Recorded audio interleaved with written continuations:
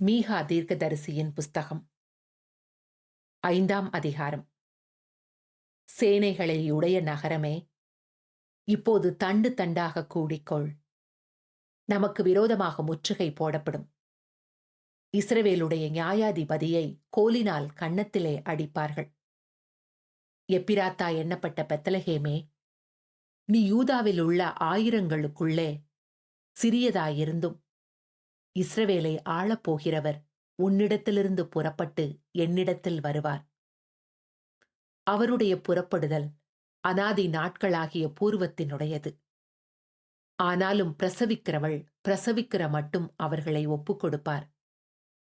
அப்பொழுது அவருடைய சகோதரர் மீதியானவர்கள் இஸ்ரவேல் புத்திரரோடும் கூட திரும்புவார்கள்.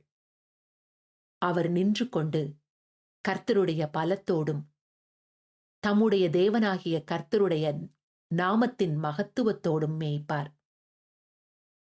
ஆகையால் அவர்கள் நிலைத்திருப்பார்கள். அவர் இனி பூமியின் எல்லைகள் பரியந்தமும் மகிமைப்படுவார். இவரே சமாதான காரணர். அசீரியன் நம்முடைய தேசத்திலே வரும்போதும் நம்முடைய அரமனைகளை மிதிக்கும் போதும் 7 மேய்ப்பரையும் மனுஷரில் 8 அதிபதிகளையும் அவனுக்கு விரோதமாக நிறுத்துவேன். இவர்கள் அசீரியா தேசத்தையும் நிம்ரோத்தின் தேசத்தையும் அதனுடைய வாசல்களுக்கு உட்புறமாக பட்டயத்திற்கு இரையாக்குவார்கள். அசீரியன் நம்முடைய தேசத்தில் வரும்போதும் நம்முடைய எல்லைகளை மிதிக்கும் போதும் அவனுக்கு நம்மை தப்புவிப்பார்.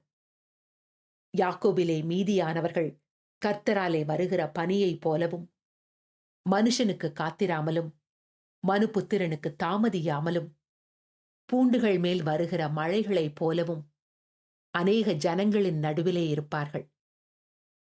யாக்கோபிலே மீதியானவர்கள் சிங்கம் காட்டு மிருகங்களுக்குள்ளே இருக்கிறதற்கு சமானமாகவும் கடந்து போய் மிதித்து தப்புவிப்பார் இல்லாமல் பீறி போடுகிற பால சிங்கம் ஆட்டு மந்தைகளுக்குள்ளே இருக்கிறதற்கு சமானமாகவும் ஜாதிகளுக்குள் அநேக ஜனங்களின் நடுவிலே இருப்பார்கள்.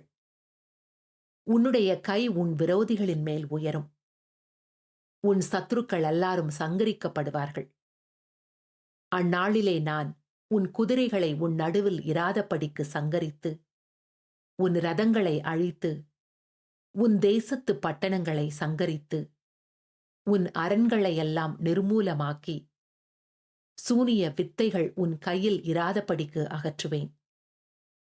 நாள் பார்க்கிறவர்கள் உன்னிடத்தில் இல்லாமற் போவார்கள்.